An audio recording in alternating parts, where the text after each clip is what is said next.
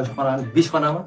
Bir, ikki bahani bilan bitta bo'ladi. 5 xonani xudo xolasa o'sha jannatdan bir qasr degan nimaga xolis xizmat qilib berishga keldik. Xudo xolasa. Xudo xolasa Suv Mozordan.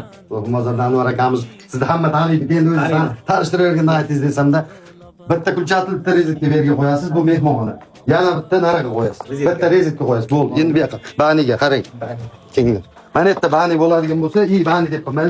Spalni xona bo'layapti.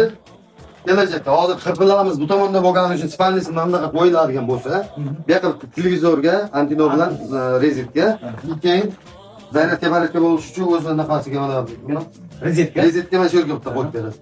Bu kulchatli kirish. Bu narada oshxonamizga. Oshxonaga lekin rezetga ko'proq qo'yib berasiz. Oshxonaga qo'yib. Qarang, mana shu oshxona rezetkasi ko'proq bo'lishi kerak. Utuk, gaz plita va bunaqa narsalar ishlatganda kabel tortib yurmaslik kerakda. Ko'proq kamida 4-5 ta rezetka, xolodilnik bor, gaz plita bor, ko'proq qilinadi. Bo'ldi, bu yerda mehmonxonamiz dedi. Ichki darvozaxonaga tushirsangiz, Berib qo'yamiz.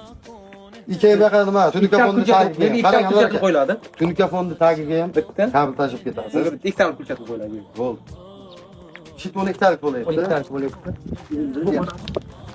Bu xonamiz. Mehmonxona endi buni ham bitta. Ha, Bu yerga kulchatli bo'ladi. aha. Kulchatli. Kansiler. Kansilerga ham bitta kabel tashib ketasiz. O'sha yerga kansiler qaysi tarafga turadi meni? Yo, bu yoqda parda bo'ladigan bo'lsa, Mana shu yerga qo'yiladi. bo'ldi. O'sha yerga kansilerga. Bo'ldi. Teparoqqa. Qani, Xudo omadingizni bersin. Rahmat. Anvar akamiz duo qilib qo'yasizlar.